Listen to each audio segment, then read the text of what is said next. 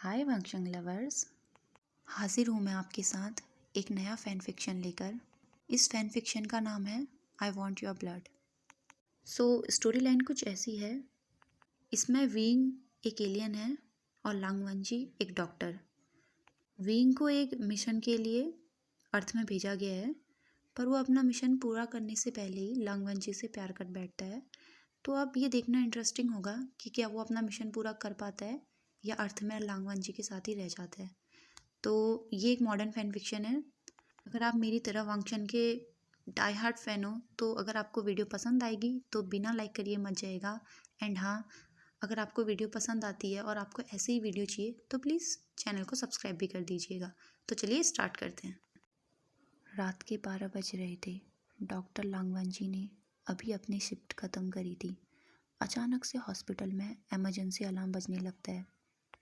वांगजी बहुत थका हुआ था, पर अभी हॉस्पिटल में कोई और सर्जन नहीं था, क्योंकि कुछ समय पहले एक बस एक्सीडेंट हुआ था, इसलिए वो सब वहाँ गए हुए थे। अलार्म सुनकर वांगजी मेन गेट की तरफ जाने लगता है। एम्बुलेंस में एक 24 साल का लड़का था, जिसका कुछ देर पहले एक कार एक्सीडेंट हुआ था। उसके सर में सीरियस इंजरी आई हुई थी। उसकी पूरी बाजू टूट चुकी थी, उसकी स्पाइन भी टूट चुकी थी, उसकी बॉडी पूरी खून से लथपथ थी। वांगजी उसे तुरंत ही इमरजेंसी रूम में ले जाने को कहता है। अब कुछ देर में पेशेंट की फ्रेंड भी आ चुकी थी। वो बहुत घबराई हुई थी। उसने अपना नाम वेंचिंग बताया और पेशेंट का नाम व्यूशान। तब एक नर्स उसे बताती है कि वो इमरजेंसी रूम में है। तभी वो वांगजी से मिलती है, जो उसका इलाज कर रहा था। वांगजी उसे बताता है कि पेशेंट की हालत बहुत ज़्यादा क्रिटिकल है, जितनी जल्दी हो सके उसकी सर्जरी करनी होगी। वांगजी कहता है कि पेशेंट के रिलेटिव को इन्फॉर्म कर दो। वीइंग के पेरेंट्स अभी बीजिंग में नहीं थे। मिस्टर फैंग एक बिजनेसमैन थे। उन्हें अपने काम के सिलसिले में अब्रॉड जाना पड़ता था। तब वांगजी पूछता है कि वो कब तक आ जाएंगे। वेंचिंग ने उसके पेरेंट्स को इन्फॉर्म तो कर दिया था, पर वो कब तक लौटेंगे ये उसे भी नहीं पता था। अब वांगजी कहता है पेशेंट का बहुत ज़्यादा ब्लड लॉस हो चुका है, उसकी जितनी जल्दी हो सके सर्जरी करनी होगी। वो वेंचिंग से कहता है कि तुम फॉर्मेलिटी पूरी कर दो और हम सर्जरी की तैयारी करते हैं। वीइंग की लगभग 8 घंटे तक सर्जरी चलती रही। वेंचिंग ऑपरेशन थिएटर के बाहर ही बैठी थी। वो बार बार वीइंग के डैड को कॉल कर रही थी, पर वो उसका कॉल रिसीव नहीं कर रहे थे। वीइंग अभी अपने पेरेंट के साथ नहीं रहता था, क्योंकि जब वो हाई स्कूल में था उसकी मॉम की कैंसर की वजह से डेथ हो गई थी। उसकी डेथ के 1 साल के अंदर ही उसके डैड ने दूसरी शादी कर ली। तब वीइंग बहुत छोटा था। तब से वीइंग अकेला रहता था। वो अपने डैड से भी बहुत कम बात करता था। वो अपनी ट्यूशन फीस भी अपनी पार्ट टाइम जॉब से पे करता था। जब वांगजी बाहर आता है तो वो वेंचिंग से कहता है जब तक उसे होश नहीं आ जाता अभी हम कुछ नहीं कह सकते। अब सर्जरी के बाद वीइंग को वार्ड नंबर 104 में शिफ्ट कर दिया गया। उससे मिलना किसी को भी अलाउ नहीं था। दिन में 2 बार उसके रिलेटिव उसे विजिट कर सकते थे। ऐसे 3 दिन हो गए थे, पर उसे होश नहीं आया था। उसके डैड उसकी सर्जरी के दूसरे दिन उससे मिलने आए थे, पर वो वहाँ ज़्यादा नहीं रुके। उन्होंने हॉस्पिटल के बिल पे करे और वहाँ से चले गए, जैसे उन्हें अपने सन की कोई चिंता ही ना हो। लेकिन सर्जरी की चौथी रात को वीइंग को होश आ गया था। वो पूरी तरीके से ठीक था। वो अपने बॉडी को ऐसे टच कर रहा था जैसे उसने पहली बार खुद को देखा हो। वो आराम से खड़ा हो रहा था और बालकनी में बाहर की ओर देख रहा था। उसके एक्सप्रेशन ऐसे थे जैसे उसने इस दुनिया को पहली बार देखा हो। उसकी स्पाइन पूरी तरीके से टूट चुकी थी, पर वो आराम से खड़ा था और चल रहा था, जो इम्पॉसिबल था। अब फ्लैशबैक स्टार्ट होता है। अगले सीन में दिखाया गया कि एक रूम में किसी के चिल्लाने की आवाज़ आ रही थी। चीफ अनकॉन्शियस हो रहे हैं, जल्दी कुछ करो। पर वहाँ पर कुछ अजीब था, क्योंकि उस आदमी की स्किन ग्रे कलर की थी और बाल बिल्कुल स्नो वाइट थे। उसकी आंखों की पुतलियाँ नहीं थी। वो ह्यूमन नहीं लग रहा था। और वहाँ की टेक्नोलॉजी वो भी बहुत ज़्यादा एडवांस थी, जो अभी अर्थ में नहीं है। देखने में ऐसा लग रहा था वो कोई हॉस्पिटल है, लेकिन वहाँ डॉक्टर कोई ह्यूमन नहीं, रोबोट थे जो बहुत ज़्यादा एडवांस लेवल के थे। असल में बात यह थी कि वो अर्थ तो नहीं था, वो कोई दूसरा प्लेनेट था जहाँ की टेक्नोलॉजी बहुत ज़्यादा एडवांस थी।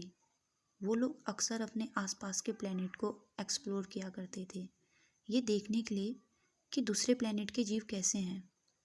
वो अक्सर दूसरे प्लेनेट से अपने स्पाई भेजा करते थे और वो दूसरे प्लेनेट के जीवों पर रिसर्च कर रहे थे। लेकिन इस बार उनसे एक गलती हो गई थी। वो एक अनजान प्लेनेट से एक ऐसा जीव ले आए थे जो अपनी बॉडी से इलेक्ट्रिसिटी जनरेट कर रहा था और उसके सलाइवा में पॉइजन था और उन्हें इस बारे में अच्छे से नहीं पता था। अगर अर्थ के हिसाब से देखा जाए तो वो जानवर एक रैबिट की तरह था, पर वो रैबिट की तरह क्यूट और इनोसेंट नहीं था, वो बहुत ज़्यादा डेंजरस था। वो प्लेनेट अर्थ के बराबर बड़ा नहीं था। वहाँ लगभग पूरे प्लेनेट में सिर्फ 1 लाख लोग थे, पर वो प्लेनेट बहुत ज़्यादा विकसित था। उनमें से सबसे पावरफुल पोस्ट चीफ की होती थी, जो 1 लाख लोगों को कमांड देता था। अब चीफ को रिसर्च सेंटर से ये पता चला कि उन्हें रिसर्च में एक इम्पॉर्टेंट इन्फॉर्मेशन मिली है और उसे बुलाया गया है। जैसे ही चीफ वहाँ पहुँचता है तो उसे उस नई जीव के बारे में बताया जा रहा था। उस समय वो जीव अनकॉन्शियस था, लेकिन चीफ उसके बारे में जानने के लिए बहुत ज़्यादा डेस्परेट थे। चीफ को साफ इंस्ट्रक्शन दे दिया गया था कि ये चीफ खतरनाक हो सकता है, तो इससे दूर रहिए। पर चीफ बहुत ज़्यादा डेस्परेट था और वो उसके फर में हाथ फहराने लगता है, जिससे उस रैबिट की बॉडी में एक इलेक्ट्रिसिटी जनरेट हो जाती है और उसे होश आ जाता है और वो चीफ के हाथ में अग्रेसिवली बाइट कर लेता है। उन्होंने डर के मारे उस जानवर को मार तो दिया था, पर चीफ की कंडीशन ख़राब होने लगी थी। पहले 1 महीने में चीफ की हेल्थ नॉर्मल थी, पर जैसे जैसे टाइम बीत रहा था चीफ की कंडीशन ख़राब होने लगी थी। उसकी दिमाग की सेल्स डैमेज हो रही थी, उनकी बॉडी में क्रैक पड़ रहे थे। चीफ की मेडिकल रिपोर्ट से पता चला कि उसकी बॉडी में एक वायरस है जो उसे धीरे धीरे मार रहा है। उन्हें पता चल गया था कि ये वायरस उस जीव से है जो वो दूसरे प्लेनेट से लाए थे, लेकिन उनके पास वायरस का कोई एंटीडोट नहीं था। लगभग 6 महीने की रिसर्च के बाद साइंटिस्ट को उसका इलाज तो ढूंढ लिया गया था, लेकिन तब तक चीफ की कंडीशन बहुत ज़्यादा क्रिटिकल हो चुकी थी। अगर 6 महीने के अंदर उसे एंटीडोट नहीं दिया गया तो उसकी जान चली जाएगी। अब नेक्स्ट सीन में दिखाया गया कि कुछ स्पाई अपने प्लेनेट वापस आ गए थे अपना मिशन कंप्लीट करके। लगभग 1 महीने पहले उनके रिसर्च सेंटर के पास एक यूएफओ दिखाई दिया था जो शायद उनकी जासूसी करने के लिए आया था। इसलिए उसके चीफ ने अपनी बेस्ट टीम को, जिसका नाम K2F4 था, उसे उसके पास के 5 प्लेनेट को डिस्ट्रॉय करने का ऑर्डर दे दिया था। उस टीम को ऑपरेट करने के लिए G5 को कहा गया था। ओके गाइस, आप G5 N4 24 ऐसे करके कंफ्यूज मत होना, क्योंकि वो उनका वर्ल्ड है तो ऑफकोर्स उनके नाम भी हमारे नाम से अलग होंगे, क्योंकि उनकी लाइफस्टाइल पूरी अलग है और हमारी अलग। तो आप बस सुन लेना, ओके। वो लोग किसी मिसाइल या हथियारों का इस्तेमाल नहीं करते थे। उन्होंने ऐसी गैसों का आविष्कार कर लिया था जो बॉडी के अंदर जाने के 1 सेकंड के अंदर माइंड को पैरालाइज कर देती थी और 10 सेकंड के अंदर दिमाग में इतना ज़्यादा प्रेशर पड़ता था कि वो ब्लास्ट हो जाता था। जैसे ही G5 अपना मिशन कंप्लीट करके आया, उसे किसी का मैसेज रिसीव हुआ। उनके पास मोबाइल फ़ोन नहीं थे। उनके दिमाग में एक मेमोरी कार्ड और एक सिम कार्ड स्टोर कर दिया जाता था, जिससे वो किसी से भी कम्युनिकेशन बिना किसी डिवाइस के कर लेते थे। उनकी आंखों में लेंस लगे होते थे जो उनकी आंखों के सामने एक स्क्रीन का काम करते थे। इस वजह से उन्हें किसी का कॉल या मैसेज आता था तो उस लेंस की वजह से उनकी आंखों के सामने आ जाता था। G5 को मैसेज रिसीव हुआ कि रिजॉर्ट में आके मिलो। ओके गाइस, उनका रिजॉर्ट हमारी तरह तो होगा नहीं, तो देखते हैं कैसा होता है। तो चलो स्टोरी आगे बढ़ाते हैं। जैसे ही G5 वहाँ पहुँचा, वहाँ चारों तरफ LED स्क्रीन लगे थे। ऐसा लग रहा था जैसे वो अंतरिक्ष हो। हज़ारों तारे उसके सामने से गुजर रहे थे। वो उन्हें महसूस भी कर सकता था। तभी पीछे से एक आवाज़ आई, मुझे पता था तुम ये मिशन कंप्लीट कर लोगे। G5 जब पलट कर देखता है तो उसके पीछे एक हैंडसम लड़का था जिसका नाम A4 था। वहाँ का माहौल देखकर G5 समझ गया था कि यहाँ पर क्या होने वाला है। G5 कहता है, अब ये मत कहना कि तुम मुझे फिर से। इतना कहकर वो अपना सेंटेंस पूरा नहीं करता। तभी A4 कहता है, अब तुम भी ये मत कहना कि तुम फिर से मुझे रिजेक्ट करने वाले हो। G5 कहता है, तुम्हें मेरा आंसर पता है। लेकिन A4 G5 के पास गया और उसका हाथ पकड़ लिया और अपने पॉकेट से एक रिंग निकाली। उसने G5 से कहा, जब भी तुम कोई मिशन कंप्लीट करके आते हो तो मैं तुम्हें प्रपोज करता हूँ और तुम हर बार कोई एक्सक्यूज़ बना देते हो। क्या तुम्हें ऐसा लगता है कि मैं तुम्हारी काबिल नहीं हूँ? G5 अपना हाथ उसके हाथ से हटाते हुए कहता है, तुम्हें पता है जब भी मैं कोई मिशन में जाता हूँ तो मुझे पता नहीं होता है कि मैं वापस आऊँगा या नहीं। मैं नहीं चाहता कि मैं किसी बार वापस ना आ पाऊँ और तुम हट हो जाओ। लेकिन A4 फिर से उसका हाथ पकड़ लेता है और इस बार उसने और भी ज़्यादा उसका हाथ टाइट पकड़ा था। अब वो G5 से कहता है, शायद तुम भूल रहे हो, तुम जब भी किसी मिशन के बीच में मारे गए हो या तुम्हारी जान गई है तो मैं हर बार तुम्हारी सोल को वापस लेके आया हूँ और मैं प्रॉमिस करता हूँ कि तुम कहीं भी हो मैं हमेशा तुम्हें वापस लेके आऊँगा। और वो उस रिंग को उसे पहना देता है। तभी एक लेडी वहाँ पर आती है और कहती है, प्रेसिडेंट ने तुम्हें बुलाया है।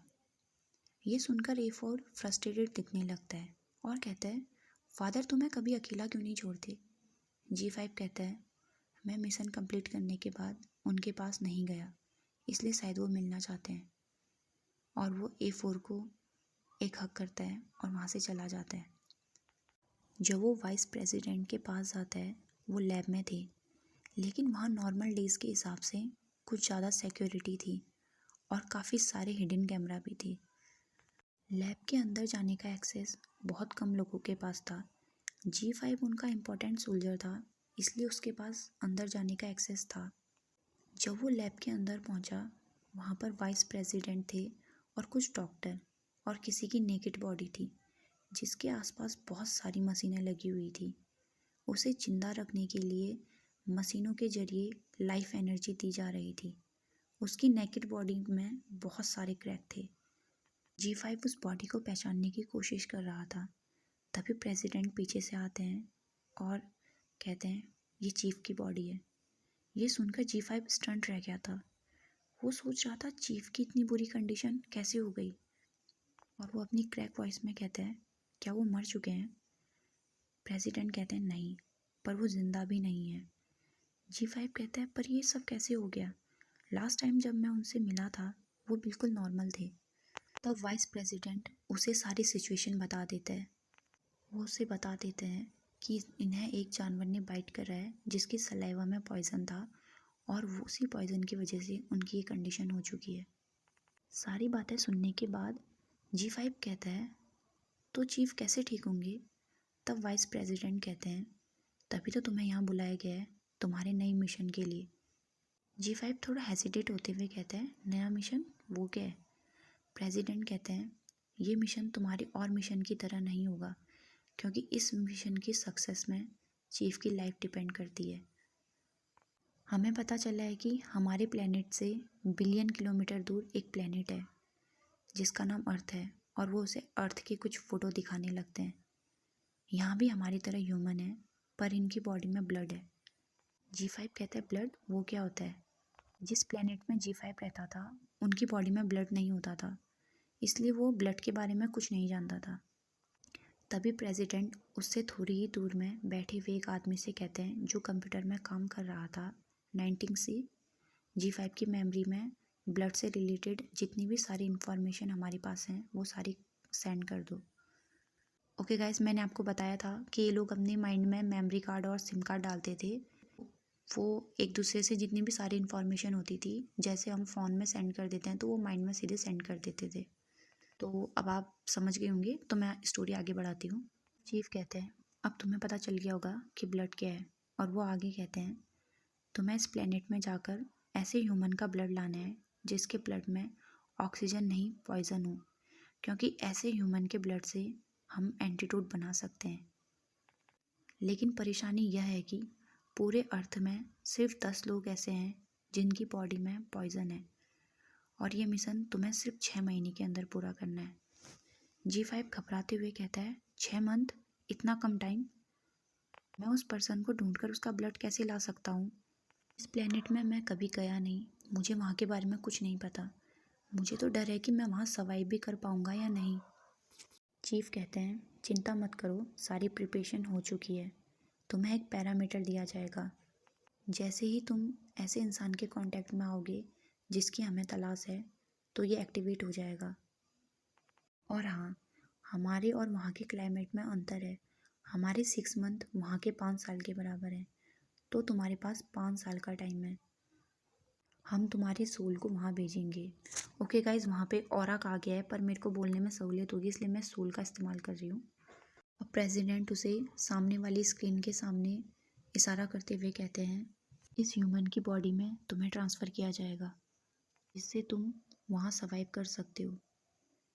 वो इंसान जो दिख रहा था वो बहुत प्रिटी था, उसका फेस बहुत ज़्यादा ब्यूटीफुल था। G5 ने आज से पहले ऐसा ह्यूमन कभी नहीं देखा था, वो उसे ही देख रहा था। तभी प्रेसिडेंट कहते हैं, वहाँ ह्यूमन सब ऐसे ही होते हैं। तब G5 कहता है, इसकी ही बॉडी क्यों? क्या इसका कोई ख़ास रीज़न है? प्रेसिडेंट कहते हैं, हाँ, पर ये तुम्हारे लिए जानना ज़रूरी नहीं है, और कुछ टाइम बाद तुम्हें वैसे भी खुद पता चल ही जाएगा।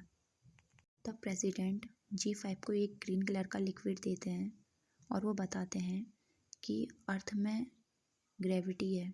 इस लिक्विड को पीने से तुम वहाँ 5 साल सर्वाइव कर सकते हो। जैसे ही तुम्हारा मिशन कंप्लीट हो जाएगा, तुम इस पैरामीटर में दिख रहे इस लाल बटन को प्रेस कर देना, जिससे तुम्हारी सोल तुम्हारी बॉडी पर वापस आ जाएगी। G5 कहता है, अगर इन 5 सालों में मैंने अपना मिशन कंप्लीट नहीं किया तो? प्रेसिडेंट एक स्कैरी टोन में कहते हैं, अगर ऐसा होता है तो वहाँ की ग्रेविटी के प्रेशर की वजह से तुम्हारी सोल डिस्ट्रॉय हो जाएगी। ये ग्रीन लिक्विड जो तुम्हारे हाथ में है, ये तुम्हें 5 साल के लिए वहाँ सरवाइव करा सकता है। अगर तुम वहाँ रहना भी चाहो तो तुम वहाँ नहीं रह सकते। तब G5 कहता है, मुझे कब जाना है? प्रेसिडेंट कहते हैं, अभी। ये सुनकर G5 थोड़ा पैनिक हो जाता है और अपनी हाथ की उस रिंग को देखने लगता है। ये बात प्रेसिडेंट नोटिस कर लेते हैं और वो गुस्से में कहते हैं, अच्छा होगा अगर तुम अपने पर्सनल और प्रोफेशनल मैटर को सेपरेट रखो। A4 प्रेसिडेंट का एक लौता बेटा था। उन्हें G5 और A4 के रिलेशन के बारे में पता था और वो इसके खिलाफ थे। वो इन दोनों को एक साथ नहीं देखना चाहते थे, इसलिए वो हमेशा G5 को एक के बाद एक डेंजरस मिशन में भेज दिया करते थे, जिससे वो कभी वापस ना आ सके। पर वो हर बार सही सलामत आ जाता था। ये बात उन्हें और भी ज़्यादा गुस्सा कराती थी। लेकिन इस बार बात अलग थी। वो उन्हें पता था कि सिर्फ G5 ही उस मिशन को पूरा कर सकता है। वो चाहते थे इस बार वो मिशन कंप्लीट कर ले और जल्दी वापस आ जाए, क्योंकि इस बार चीफ की लाइफ का सवाल था। तभी डॉक्टर कहता है, चीफ तैयारी हो चुकी है, हमें प्रोसेस स्टार्ट करनी चाहिए। G5 के पास एक लेडी डॉक्टर आती है और वो उससे कहती है, अपने कपड़े उतारो। और चीफ के बगल में एक बेड था, उसमें इशारा करते हुए कहती है, वहाँ पर लेट जाओ। अब डॉक्टर G5 की बॉडी में सोल ट्रांसफॉर्मिंग जेल लगाती है, बहुत सारे वायर उसकी बॉडी से अटैच कर देती है। डॉक्टर कहती है, प्रोसेस बहुत ज़्यादा पेनफुल होगी, तैयार रहो। तभी प्रेसिडेंट उसके पास आते हैं। अरे हाँ, मैं एक बात बताना तो भूल ही गया, तुम्हें इस बॉडी के ओनर की एक विश पूरी करनी होगी। G5 कहता है, क्या? पर क्यों? तब उसे प्रेसिडेंट बताते हैं, अगर तुमने ऐसा नहीं किया तो तुम उसकी बॉडी नहीं छोड़ पाओगे। तब G5 कहता है, उसकी इच्छा क्या है?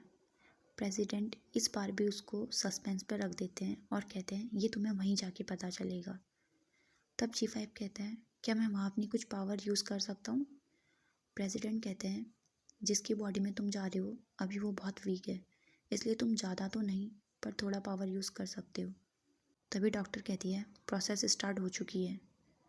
उन्होंने पैरामीटर उसके लेफ़्ट हैंड में पहना दिया था। वो प्रोसेस बहुत ज़्यादा पेनफुल थी। G5 ज़ोर ज़ोर से चिल्ला रहा था और अचानक से उसकी बॉडी से एक लाइट फ्लैश हुई और वो बेहोश हो गया। अब फ्लैशबैक ख़त्म हो जाता है। वो हॉस्पिटल के रूम में था और खुद की बॉडी को ऐसे एक्सप्लोर कर रहा था, अगर कोई और देखे तो उसे शर्म आ जाए। वो खुद को टच किए जा रहा था और वो खड़ा होकर बालकनी से बाहर देख रहा था। बाहर का नज़ारा बहुत सुंदर था, उसकी दुनिया से बहुत अलग। उसने ये दुनिया आज पहली बार देखी थी। उसे डर तो था, पर एक खुशी भी थी कि उसे कुछ नया देखने को मिल रहा है। उस दिन वांगजी की नाइट शिफ्ट थी और वो रात को राउंड लगाने के लिए बाहर निकला था। उसे वीन के कमरे से कुछ आवाज़ आई, इसलिए वो जब वीन के कमरे में चेक करने के लिए गया तो उसको अपनी आंखों पे भरोसा नहीं हुआ, क्योंकि वीन उसके सामने खड़ा था, बिल्कुल ऐसे जैसे उसे कुछ हुआ ही ना हो। ये देखकर वांगजी बहुत ज़्यादा शॉक्ड हो गया था, क्योंकि 3 दिन पहले उसने ही उसका इलाज किया था और जिस तरीके से वीन की कंडीशन थी उसको देख के लग रहा था कि शायद ये कभी एक ज़िंदगी में उठ पाएगा, लेकिन वो 3 दिन के बाद खड़ा हो गया था, जिसे वांगजी को यकीन नहीं आ रहा था। ओके गाइस, आज के लिए बस इतना ही। अगर आपको ये वीडियो पसंद आई हो तो प्लीज़ यार लाइक कर देना, क्योंकि 21 मिनट से मैं लगातार बोल रही हूँ, मेरा मुंह सूख गया है। और हो सके तो सब्सक्राइब भी कर देना। Bye bye.